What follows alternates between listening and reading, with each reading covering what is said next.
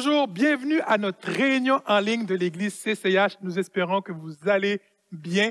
Comme vous pouvez le voir, nous sommes dans un nouveau décor, nous sommes en mode test et nous espérons dans quelques semaines de pouvoir vous annoncer cette bonne nouvelle où ce que Dieu nous a permis d'avoir cette location et dans quelques semaines, soyez à l'affût, soit sur les réseaux sociaux, soit par courriel, de cet nouvel emplacement que Dieu nous a donné. Aujourd'hui, nous avons comme invité Christophe Fabrec. Il est là pour la deuxième partie de sa prédication.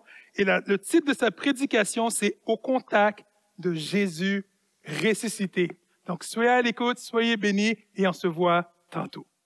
Bonjour à tous, chers amis, la famille de l'Église CCH. Très heureux d'être à nouveau avec vous aujourd'hui, ce dimanche, pour continuer cette mini-série de ce message que j'ai intitulé pour vous « Au contact de Jésus le ressuscité ». Voilà, aujourd'hui, je suis béni car j'ai pu avoir une assistante avec moi, une sœur de l'église de Toulon-la-Valette qui est là pour la prise de vue, pour plus de confort de votre côté. Donc je la remercie. Merci Manon d'être avec moi aujourd'hui. Voilà, on va lire ensemble, on va reprendre un peu cette lecture que j'avais vue avec vous la semaine dernière dans la première épître de Paul aux Corinthiens, au chapitre 15 et au verset 3, si vous voulez bien. « Je vous ai transmis avant tout le message que j'avais moi aussi reçu. Christ est mort pour nos péchés, conformément aux Écritures. Il a été enseveli et il est ressuscité le troisième jour, conformément aux Écritures. Ensuite, il est apparu à Céphas, qui est Pierre, puis aux 12. Après cela, il est apparu à plus de 500 personnes à la fois, dont la plupart, à l'époque où cela a été écrit, étaient encore vivants, et dont quelques-uns sont morts. Au verset 7, ensuite, il est apparu à Jacques, puis à tous les apôtres, et après eux tous, l'apôtre Paul va déclarer « Il m'est apparu à moi aussi ». Amen. La semaine dernière, on avait vu ce message ensemble être au contact de Jésus ressuscité. Ça a fait la différence. Et cette semaine, dans cette suite de cette mini-série, je voudrais voir avec vous le cœur à cœur avec Jésus ressuscité. Avoir un cœur à cœur, une proximité, un face-à-face avec Jésus ressuscité. Et j'aimerais, à travers ce texte qu'on a lu, voir avec vous au travers le cœur à cœur avec Jésus ressuscité de Saul de Tarse, l'apôtre Paul, de Jacques, dont il est fait mention ici, et de Pierre, là, avec en parallèle, permettez-moi d'associer quelques expériences de ma vie personnelle que j'ai vécues tout au long de mon parcours. Commençons par le contact cœur à cœur avec Jésus ressuscité de l'apôtre Paul, Saul de Tarse, devenu l'apôtre Paul. Au verset 8, nous avons lu ensemble tout à l'heure dans la lecture, il dira « Il m'est apparu à moi aussi ». J'aimerais qu'on puisse voir ce premier contact, ce contact de cœur à cœur que l'apôtre Paul a vécu avec Jésus. Sa conversion, son expérience personnelle. L'expérience personnelle de l'apôtre Paul s'est vécue post-résurrection de Christ, même après l'ascension de Christ, même après la Pentecôte, lorsque le Saint-Esprit a été envoyé. Et il faut savoir que l'apôtre Paul, cet homme qu'il était à ce moment-là, il est écrit dans le livre des Actes au chapitre 9, je vous cite ces textes, il ne pensait, c'était son objectif, écoutez bien, il ne pensait qu'à menacer et à tuer les chrétiens qui étaient disciples de Jésus, qui croyaient en la résurrection de Christ. Et il est écrit qu'un jour, cet homme muni de documents, autorisation officielle, il va se rendre dans une ville qui s'appelle Damas, au nord d'Israël, et pour faire arrêter et amener les chrétiens en prison à Jérusalem dans l'espoir de les faire exécuter. C'est incroyable ça. Et dans cette route vers Damas, lisons ensemble Actes chapitre 9 verset 3, alors qu'il s'approchait de la ville de Damas. Soudain, il fut environné d'une lumière éclatante qui venait du ciel.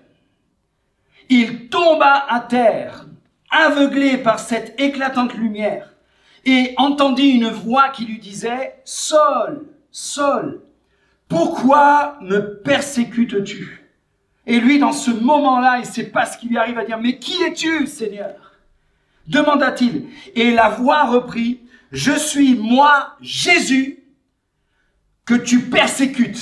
Il a un contact, un cœur à cœur avec Jésus. Là, il va être complètement démuni. Il va capituler. Il va vivre cette expérience. Il va entendre cette voix. Il va avoir cette vision qui va être comme s'il vivait un cœur à cœur, un face à face avec Jésus. Il comprend là que celui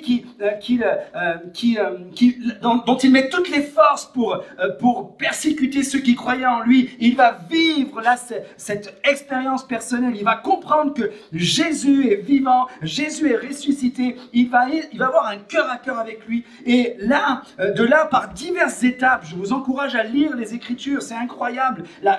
L'histoire de l'apôtre Paul qui rentre en jeu là, dans l'existence, dans l'histoire de l'Église, par diverses étapes. Et au travers de diverses personnes qui ont été des instruments que Dieu va mettre sur son chemin, cet homme qui était alors le persécuteur de tous ceux qui croyaient en Jésus, fera aussi partie plus tard du nombre de disciples de Jésus-Christ, voire même des pasteurs, des prédicateurs, et il sera même appelé apôtre. C'est incroyable.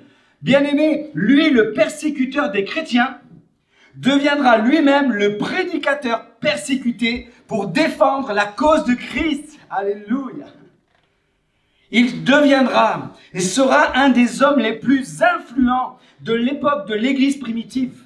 Et il est même aussi un homme influent par ses lettres de l'Église d'aujourd'hui, car ces lettres que l'apôtre Paul a écrites forment la moitié des écrits du Nouveau Testament de la Nouvelle Alliance. Que Dieu soit béni ce qu'il peut faire. Que Dieu soit béni comment un homme peut changer au cœur à cœur, de vivre un cœur à cœur avec le ressuscité. La transformation est incroyable. Le mal est changé en bien. La haine se transforme en amour. La hargne, l'envie de meurtre se manifeste là et devient alors quelque chose où cet apôtre va être tellement solidaire. Il va tellement réunir les uns et les autres à s'aimer les uns les autres, à être solidaires les uns avec les autres. Mais j'aimerais vous parler du commencement de l'apôtre Paul. Saul de Tarse, apôtre Paul, c'est la même personne lorsque je vous cite l'un ou l'autre. Hein. Et on pourrait se dire, mais c'était quoi le premier contact?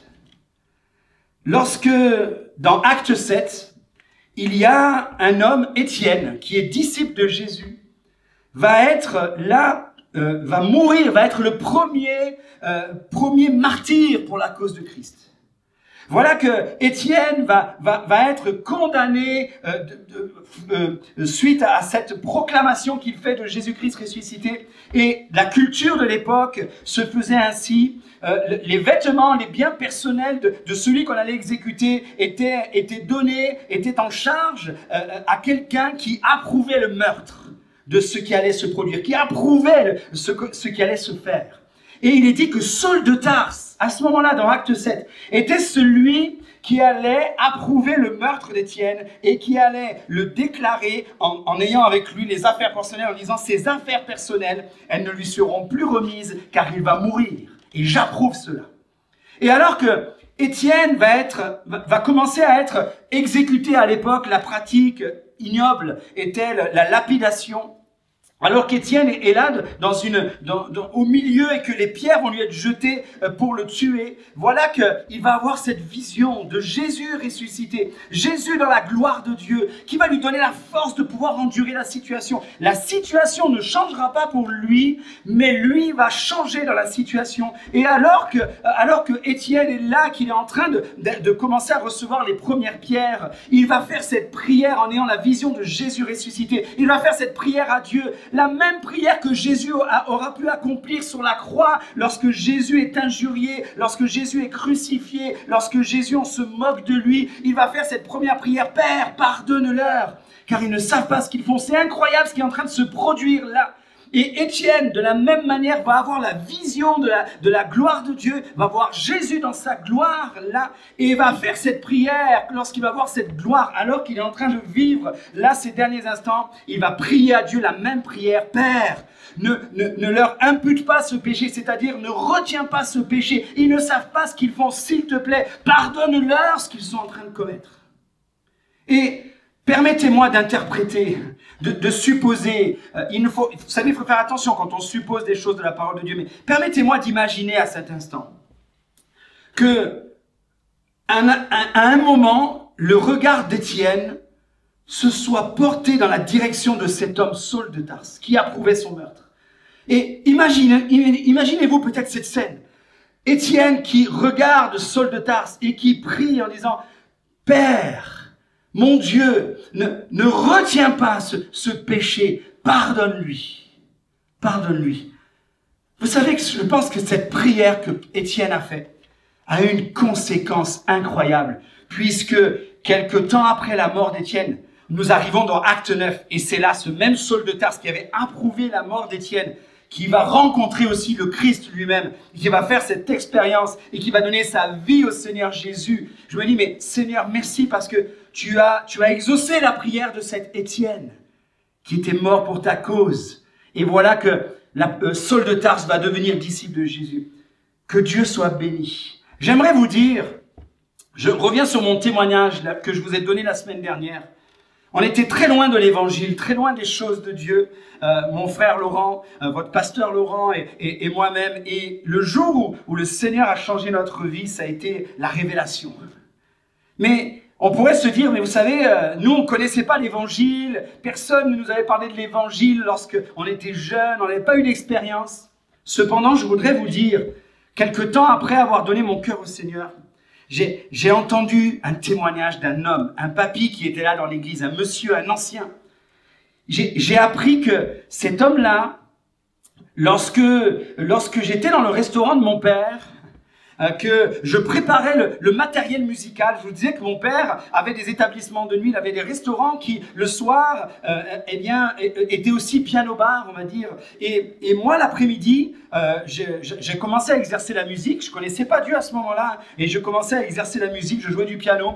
Et l'après-midi, j'étais chargé d'installer, entre les deux services, j'étais chargé d'installer le matériel pour que les musiciens puissent jouer le soir pendant que les gens mangeaient, et ça faisait une distraction, c'était comme un spectacle qui durait assez longtemps. Et là, durant cette période, tous les jours, il y avait un homme que je ne connaissais pas, qui allait voir sa maman dans la rue, juste à côté du restaurant de notre père, qui allait voir sa maman qui était malade. Tous les jours, il passait par là à la même heure pour le rendez-vous.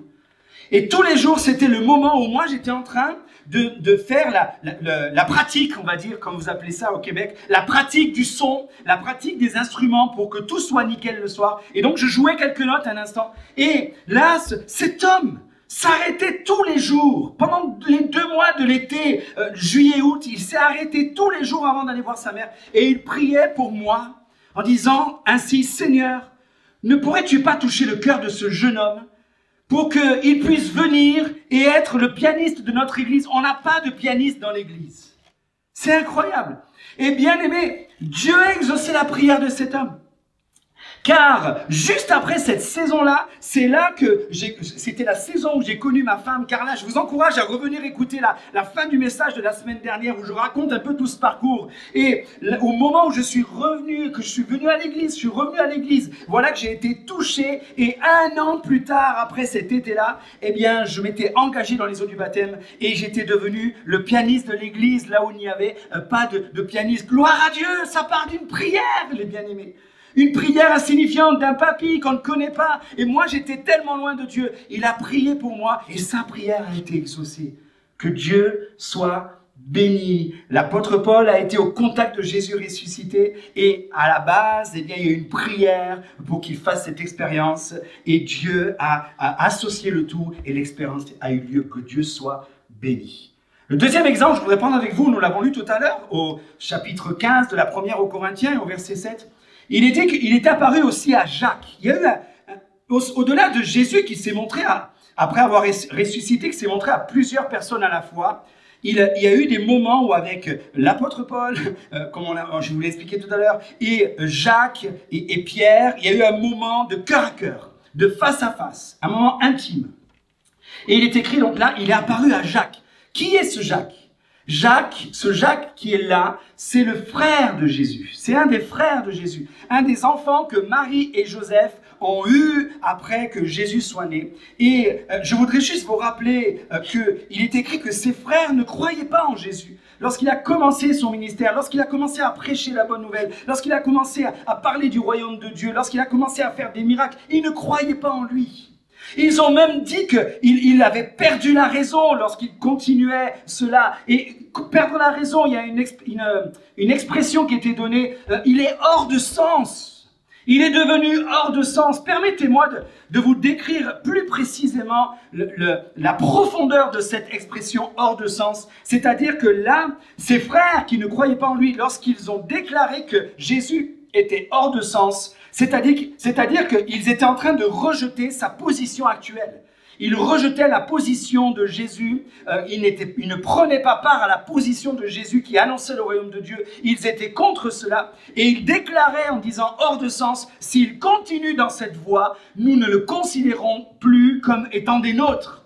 Il y a dans le hors de sens, il faut savoir que les frères de Jésus qui ne croyaient pas en lui, dont Jacques, qui semble être l'aîné après Jésus, eh bien, vont rejeter la position de Jésus. C'est incroyable. Mais on s'aperçoit que quand Jésus a été ressuscité, il a pris le temps d'aller vivre un cœur à cœur avec Jacques. Il est écrit là, nous le trouvons dans la première aux Corinthiens, il est apparu à Jacques. Et vous savez, ce moment-là, ça a fait la différence. Ça a fait la différence puisque dans les actes des apôtres, juste après que Jésus soit monté au ciel, juste avant qu'il envoie son Esprit Saint, il est dit que tous persévéraient dans la prière avec Marie, la mère de Jésus, et les frères de Jésus étaient là, dont Jacques. Alléluia. Et Jacques sera ensuite celui qui deviendra le pasteur principal de l'époque de l'église de Jérusalem. Cette église de Jérusalem sera la plus importante de l'époque de l'église primitive. Et Jacques est celui également dont on trouve dans le Nouveau Testament l'épître. Nous avons entre nos mains la lettre inspirée du Saint-Esprit de l'apôtre Jacques, du disciple Jacques, du pasteur Jacques, le frère de Jésus. L'épître de Jacques que vous avez dans le Nouveau Testament, c'est lui qui en est l'auteur. Et permettez-moi de faire focus un instant sur la fin de cette épître. Je crois qu'elle témoigne, au-delà de l'inspiration pour encourager ceux qui liront cette lettre, elle témoigne aussi d'une expérience personnelle de ce contact cœur à cœur avec Jésus. Laissez-moi vous lire cette fin de l'épître de Jacques au chapitre 5 et au verset 19. Il va dire, mes frères et sœurs, si quelqu'un parmi vous s'est égaré loin de la vérité, et qu'un autre l'y ramène, qu'il sache que celui qui ramènera un pécheur de la voie où il s'est égaré sauvera une âme de la mort et couvrira une multitude de péchés. Amen. Quel bel encouragement Jacques est en train de donner. Si quelqu'un ramène un pécheur qui s'est égaré sur la voie de la perdition et que celui-ci écoute et revienne, il va la gagner. Il va gagner son âme de la mort et il va être sauvé. Mais Jacques, c'est exactement ce qu'il a vécu. Jésus a pris soin à ce contact quand il est ressuscité cœur à cœur avec Jacques et il est allé lui parler, il a ramené de cette voie où il était en train de s'égarer et voilà que ça a fait la différence et que Jacques est devenu celui qui a cru en Jésus, qui a cru en son œuvre, qu'il était ressuscité, il deviendra pasteur et aujourd'hui, eh bien, nous avons ces écrits-là. Permettez-moi en parallèle de vous parler, quand je lis le frère Jacques, qui était le frère de Jésus, non pas que je me considère comme Jésus, pas du tout, mais ça me fait penser à mon frère Laurent. À mon frère Laurent. Nous étions tous les deux égarés, loin de Dieu. Et le jour où l'évangile a frappé à notre porte, que j'ai ouvert, certes le premier, mais Dieu ne voulait pas me toucher que moi seul. Il y avait aussi mon frère Laurent que Dieu voulait toucher. Et dans les premiers contacts, eh bien, on parlait à mon frère Laurent. Il n'était pas contre l'évangile, mais il n'avait pas encore vécu son expérience personnelle. Et puis, vous savez comment s'est fait le moment où pasteur Laurent a vraiment vécu ce avant et ce après? Il avait pris son autonomie, il nous avait rejoints sur la ville d'Ajaccio, et il avait pris son autonomie, il avait pris un appartement, et cet appartement, c'était dans une vieille ruelle de la ville d'Ajaccio, où il y avait 7 étages sans l'ascenseur. Je vous dis pas, vous arriviez au 7e étage, vous aviez l'impression d'avoir fait un Ironman, c'était incroyable. Enfin, je parle pour moi, hein. Et voilà que les 7 étages sans l'ascenseur, eh bien, mon frère habitait là-bas. Et c'est sûr qu'à ce moment-là, lorsqu'il avait pris un petit peu son autonomie, venir à l'église, être au contact un petit peu de gens qui étaient au contact de Jésus ressuscité, qui vivaient leur expérience, bon, mais c'était plus devenu trop sa tasse de thé, on va dire. Et puis, il aimait la moto, Laurent, et puis il a eu un petit accident en moto sans gravité. Enfin, il s'est quand même fracturé la cheville. Et voilà que pendant 1 mois, il devait porter un plâtre pour restaurer, consolider sa cheville. Et bien entendu, là, c'était plus possible pour lui de monter les 7 étages. Du coup, eh bien, je lui ai dit, écoute Laurent, tu viens vivre un mois à la maison avec nous. On s'est régalé alors avec mon frère Laurent. Je veux dire, être ensemble, c'est des moments de bonheur. Mais à l'époque aussi, ce qui motivait mon frère Laurent, c'était qu'on faisait des parties de foot sur la PS qui nous prenait vraiment tout notre temps là et on se régalait à ça. Et lui, eh bien, le fait d'avoir la cheville dans le plâtre, il se dit, bon, de toute façon, je peux pas monter les 7 étages. Il est venu à la maison, il est venu pendant 1 mois. Mais moi, j'ai saisi l'occasion. J'ai dit, au fait, Laurent, maintenant que tu as un peu de temps, tu pourrais venir avec nous aussi à l'église. Et là, il était un petit peu, il pouvait pas vraiment dire non. En plus, il dépendait pas mal de nous. Du coup, un petit peu par politesse, il a dit, ok, je vais venir. Et c'est dans cette période-là, bien aimé. C'est dans cette période-là, pendant ce moment-là, où eh bien, il a été disponible, que Dieu a touché son cœur, qu'il a laissé Dieu toucher son cœur. Et c'est là que l'aventure a commencé. Alléluia. C'est là que l'aventure a commencé. Et c'est incroyable parce qu'il a eu ce contact, ce cœur à cœur. Ensuite, il a vécu cette expérience tellement personnelle. Il a donné sa vie à Jésus-Christ. Il a compris que Dieu lui disait, maintenant tu fais un choix. Tu ne vas plus dans cette direction car cette direction, elle t'égare. Mais tu dois revenir pour marcher dans la voie que j'ai tracée pour toi. Mon frère Laurent a obéi aussi. Et sa vie a complètement changé. C'était incroyable la transformation. On sentait l'onction de Dieu. Et puis un jour, le jour de son baptême, je ne sais pas si vous avez déjà raconté cette expérience, sûrement, mais je voudrais vous la raconter d'un autre angle de vue, le mien. Le jour où mon frère Laurent s'est fait baptiser, ce jour où il a pris cet engagement de sa décision personnelle, et j'espère que certains de l'église CCH, vous êtes dans cette démarche de prendre cet engagement, et d'autres vous l'avez déjà pris, que Dieu soit béni. Mon frère Laurent, le jour de son baptême, au moment où il va rentrer dans l'eau du baptistère pour vivre l'immersion, il a une vision. Il a une vision, il ne comprend pas, il voit un drapeau qui flotte au-dessus de lui. Il voit un drapeau qui flotte au-dessus de lui. Et vous savez, à l'époque, on ne connaissait pas tous les drapeaux du monde, hein, mais on avait sûrement, peut-être comme vous, le dictionnaire, le Larousse, qui, lorsque vous ouvriez la première page, il y avait tous les drapeaux un petit peu du monde. Et suite à cela, c'était tellement fort, cette vision que mon frère avait eue, qu'en rentrant à la maison, on a regardé, et il a regardé le drapeau il vit le manuscrit du drapeau qui avait flotté. C'est celui-là, c'est ce drapeau-là. Et ce drapeau-là, c'était le drapeau du Québec. C'était le drapeau du Québec. Sans le savoir, à ce moment-là, il y avait déjà l'appel de Dieu qui a résonné dans son cœur. Et suite à cela, c'était tellement fort, il a commencé à faire les démarches. Et 3 ans plus tard, c'est là qu'il est venu pour se former à l'IBQ à l'époque, dans l'année 2000. Il est venu pour se former, il savait qu'il devait faire une formation biblique, et arrivé là-bas, eh bien cet appel a été tellement pressant, tellement résonnant qu'il sentait que Dieu l'appelait pour cette région. C'est là qu'il a connu Marie-Ève, ma belle-sœur, et c'est là que l'aventure a continué, l'aventure a commencé de manière tellement bénissante. Alléluia. Je vous avoue que le diable a essayé de détruire tout cet appel, mais il n'a jamais réussi. Et je voudrais vous encourager aujourd'hui, même quand le diable essaie de détruire les plans de Dieu, je voudrais juste vous rappeler que à la croix, quand Jésus est mort, le diable a été vaincu, et quand Jésus est ressuscité, il est en train de déclarer la victoire que nous avons en Dieu pour aller de l'avant et vivre notre appel. Que Dieu soit béni, et c'est beau le parcours merveilleux, eh bien qui a pu se produire ensuite, un contact avec Jésus ressuscité cœur à cœur. Ça fait toute la différence. Ça fait toute la différence, bien aimé. Et je vais prendre ce 3e exemple où il est écrit dans 1 Corinthiens 15, 5. Ensuite, il est apparu à Céphas, qui est Pierre. Lorsque vous lisez le nom Céphas, là, c'est l'apôtre Pierre.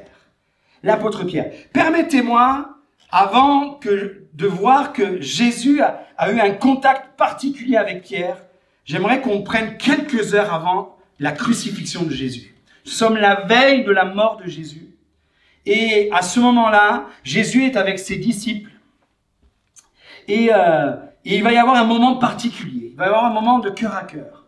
Et juste dans cette nuit-là, lorsque Jésus va être accusé, lorsque Jésus va être arrêté, c'est à ce moment-là que Pierre va nier 3 fois de connaître Jésus. Il va nier 3 fois de le connaître. Il va renier 3 fois Jésus son maître. Et la 3e fois, l'évangile nous dit, c'est avec imprécation qu'il a fait cela. Quand nous lisons ce mot imprécation, peut-être il n'a pas de sens pour vous, vous ne comprenez pas l'ampleur. Mais lorsqu'il est dit que la 3e fois, quand il niera de connaître Jésus, quand certains lui ont posé la question, mais toi aussi tu es des siens, toi aussi on t'a vu avec lui, toi aussi tu es son disciple.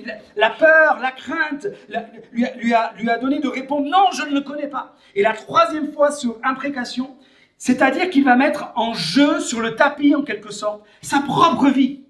En disant, mais si je suis en train de mentir, que Dieu me maudisse. C'est incroyable jusqu'où Pierre est allé.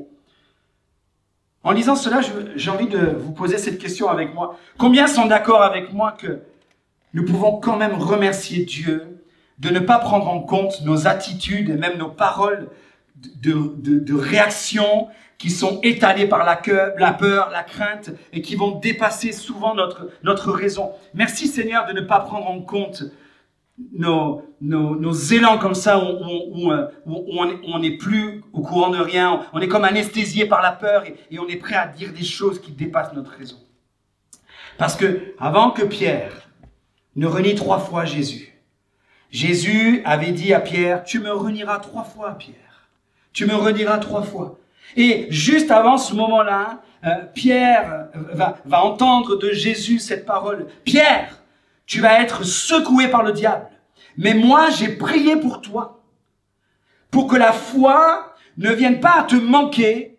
Et toi, le jour où tu seras revenu, quand tu seras revenu à moi, et dans la notion de revenir à moi, c'est le même mot que se convertir, faire demi-tour. Lorsque tu auras fait demi-tour de ton égarement, lorsque tu auras compris ton erreur, lorsque tu reviendras à moi, Jésus savait que Pierre allait vivre cette expérience de reniement, mais Jésus savait aussi que Pierre était de ceux qui allaient se repentir et revenir à lui. Jésus lui dira, le jour où tu seras revenu, le jour où tu auras fait demi-tour vers moi, tu fortifieras tes frères. C'est incroyable.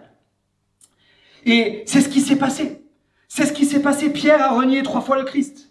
Et Pierre, au moment où Christ, Jésus est ressuscité, avait besoin, vous le comprenez qu'il avait besoin, lui particulièrement, de vivre un moment de cœur à cœur. De vivre un cœur à cœur avec Jésus ressuscité pour être entièrement restauré, pour être entièrement guéri de son erreur et également pour être entièrement rétabli dans son appel qui était le sien. Le jour de la résurrection, lorsque les femmes étaient là, dont Marie de Magdala, je vous ai parlé la semaine dernière aussi, mais avant cela, il est dit que les envoyés de Dieu, les anges, vont venir vers ces femmes qui ont trouvé le tombeau vide le jour de la résurrection. Ils vont leur dire, n'ayez pas peur. Vous cherchez Jésus de Nazareth qui a été crucifié, mais il est ressuscité, il n'est pas ici. Allez dire à ses disciples, et à Pierre, c'est précisé particulièrement, et surtout aussi à Pierre, Jésus ne voulait pas que Pierre se sente coupable au point de ne pas être au rendez-vous. Il y en a un déjà qui avait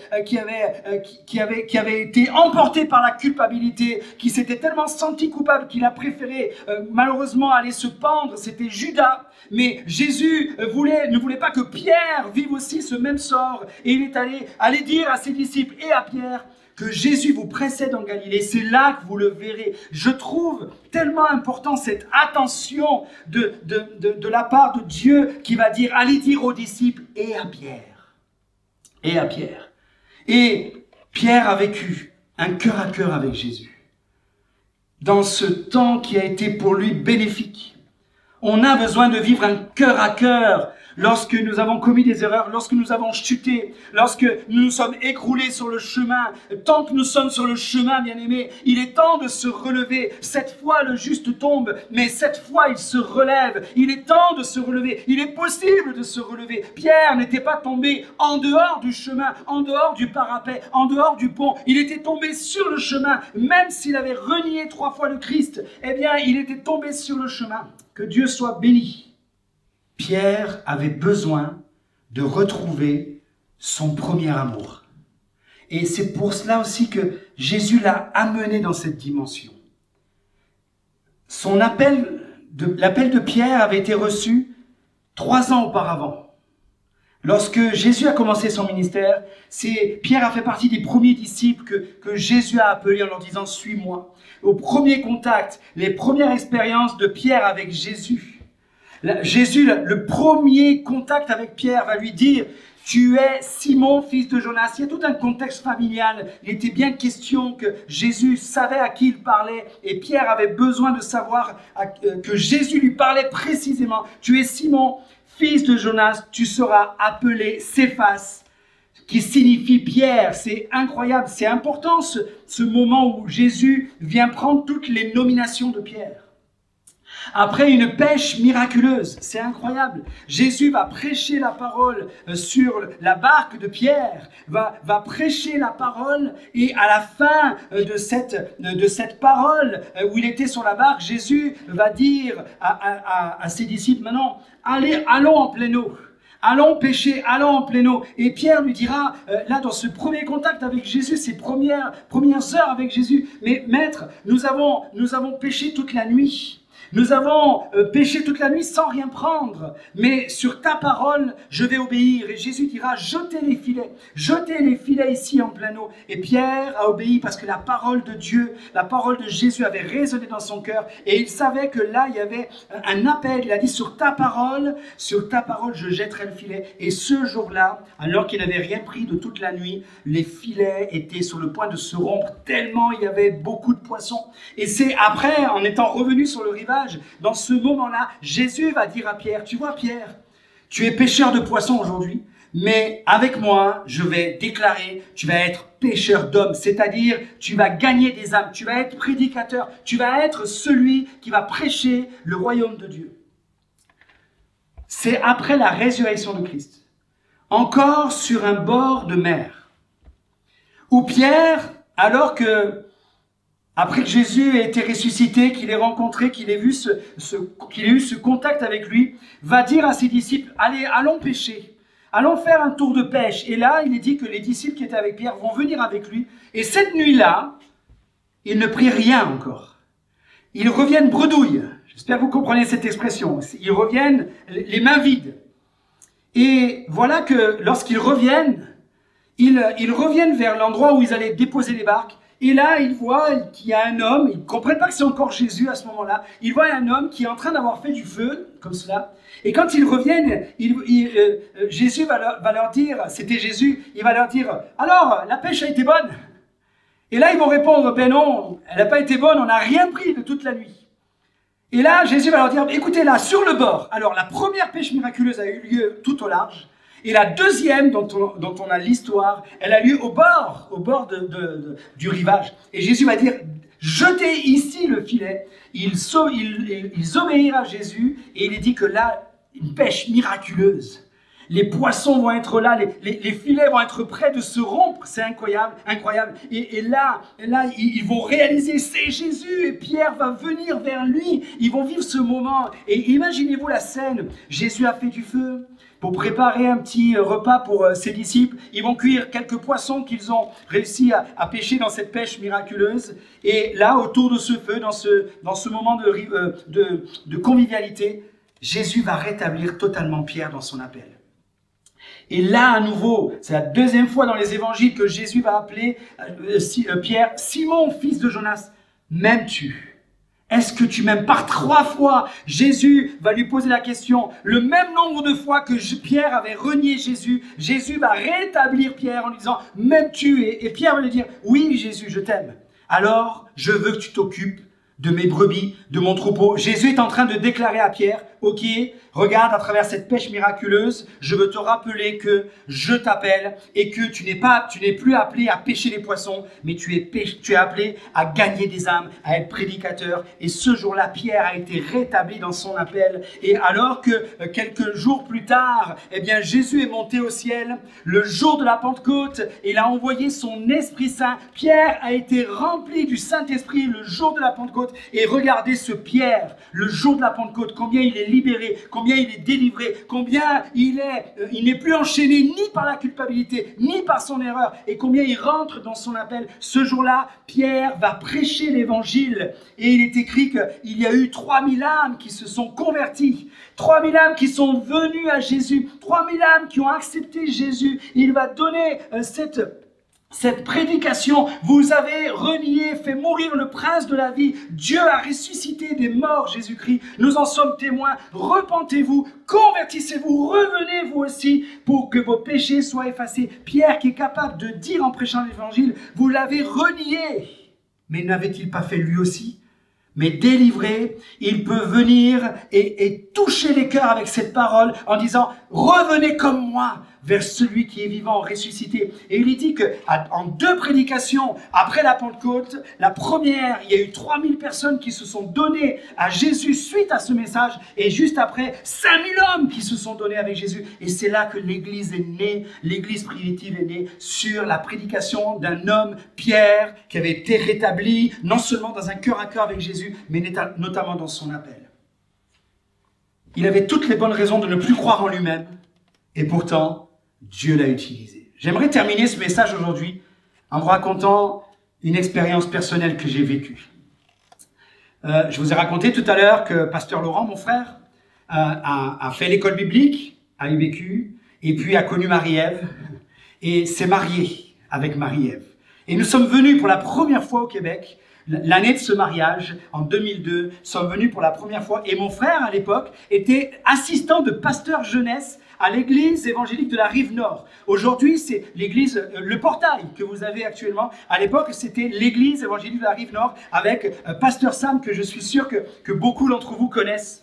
Et lorsqu'on est venu pour le mariage de mon frère Laurent et de Marie-Ève, nous avons fait connaissance avec toute la famille de Marie-Ève que je salue bien aujourd'hui. Voilà, que Dieu soit béni. C'est notre famille aussi aujourd'hui. On a fait premier contact avec eux. C'était un moment béni. Et puis, mon frère Laurent me disait, voilà Christophe, on va avoir une réunion de jeunesse. Moi, je vais faire chanter à cette réunion de jeunesse à l'église de la Rive-Nord. Et j'aimerais que tu puisses jouer du piano avec moi. Alors, j'ai accepté, bien entendu. J'étais tellement heureux qu'on puisse servir Dieu ensemble dans cette occasion.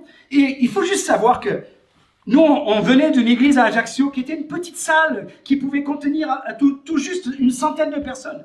Et quand nous sommes arrivés à Montréal, quand nous sommes arrivés au Québec, déjà, les grandes rues, les grandes autoroutes, les grandes voitures, les grands paquets de chips, les grandes bouteilles de soda, tout était immense.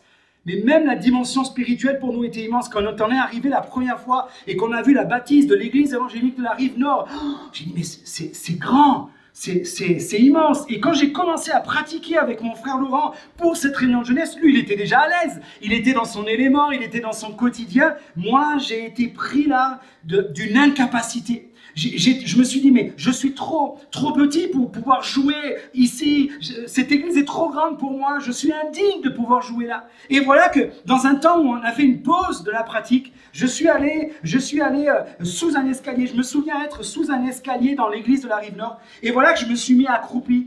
Et j'ai commencé à pleurer sous cet escalier en me disant, mais je suis tellement incapable. Je ne pourrais pas faire office de ce service. Je suis trop petit, trop incapable. Et à ce moment-là, bien aimé, j'ai eu, par le Saint-Esprit, un cœur à cœur avec Jésus. Où le Seigneur m'a dit, relève-toi.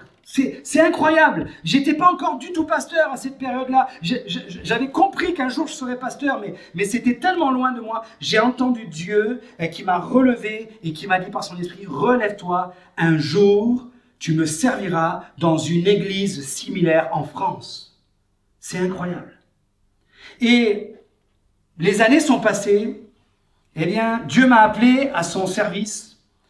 Le diable a essayé d'arracher cet appel, a essayé de m'empêcher de rentrer dans ce service, mais Jésus était vainqueur et j'ai répondu à l'appel de Dieu. Alors que les doutes m'avaient assailli, eh bien, le Seigneur m'a un jour encouragé et a restauré cet appel. Je suis devenu pasteur. Je suis devenu pasteur et aujourd'hui, je suis dans la ville de Toulon, Toulon-la-Valette. Et il y a 2 ans, lorsqu'on est venu passer les fêtes de fin d'année chez Laurent, Marie-Ève et toute la famille avec mes enfants, nous étions là. Et donc, un dimanche, nous avons été à l'église Le Portail. Je n'avais plus revu cette église depuis 20 ans. Cette église qui était avant l'église de la Rive-Nord, qui me semblait tellement immense, tellement grande. Je suis allé, on est passé, ça m'a fait plaisir de revenir, de voir l'église Le Portail. Et quand je suis arrivé à l'église Le Portail, ma vision avait grandi entre-temps, les amis. Ma vision s'était élargie, l'espace de ma tente avait grandi, ma perception, mes expériences avec Dieu m'avaient fait grandir. Et j'ai été surpris.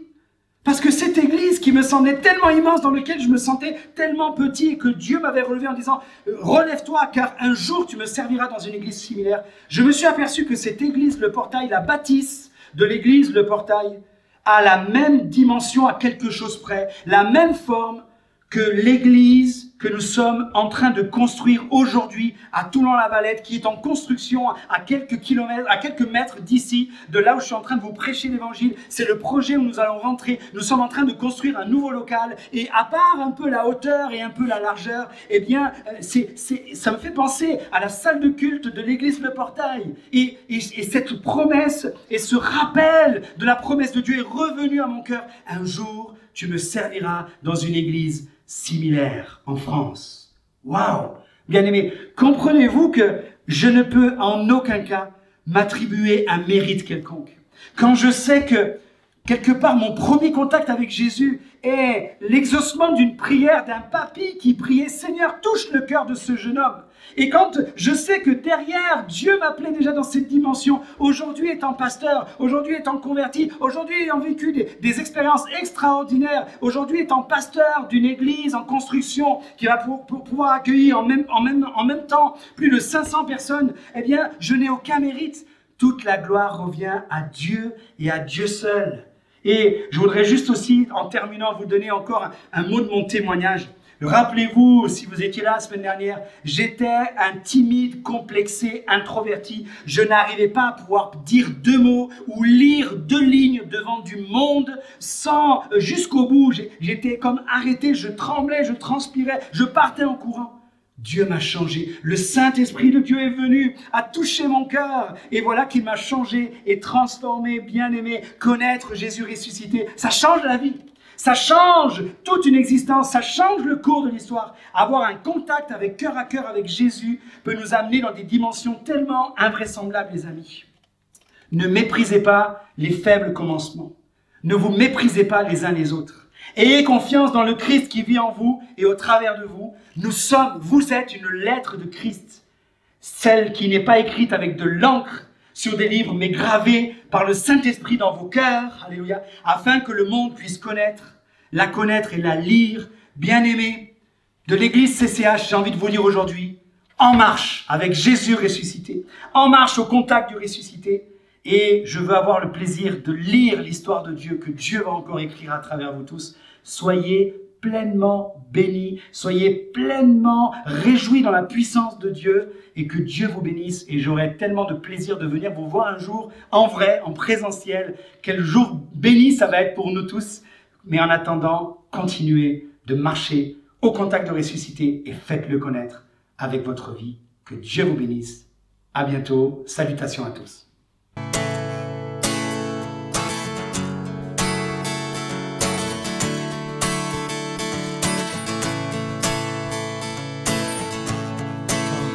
Tombe, l'angoisse surgit, sans fin tu m'appelles. Quand ma foi faiblit et l'espoir tarit, tu es mon appui.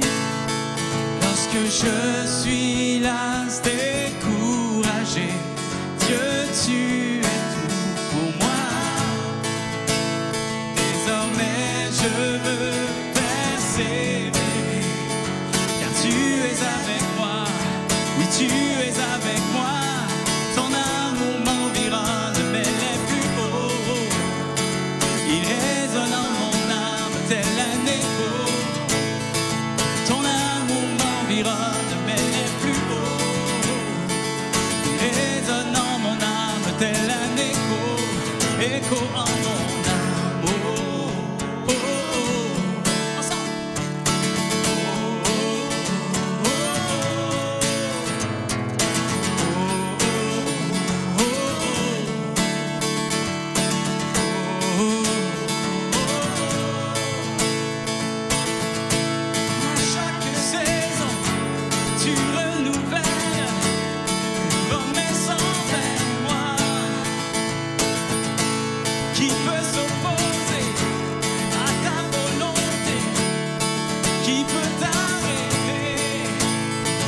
Lorsque je suis las, découragé, Dieu, tu es tout pour moi.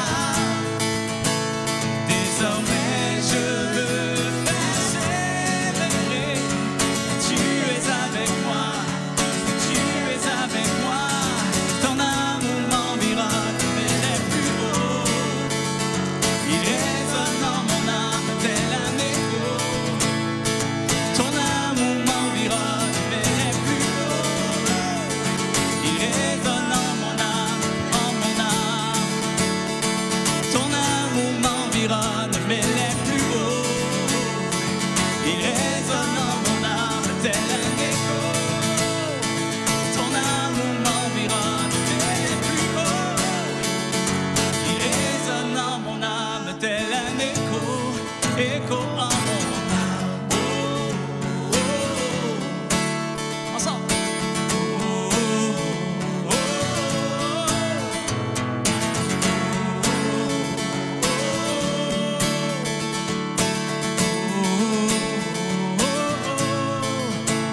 Lorsque je suis las, découragé, Dieu, tu es tout pour moi. Désormais, je veux persévérer. Tu es avec moi, tu es avec moi. Ton amour m'environne, mais les plus hauts. Il résonne en mon âme, tel un écho. Ton amour m'environne, mais les plus hauts. Il résonne en mon âme, tel un écho, écho en mon âme. Oh, oh, oh, oh. Oh,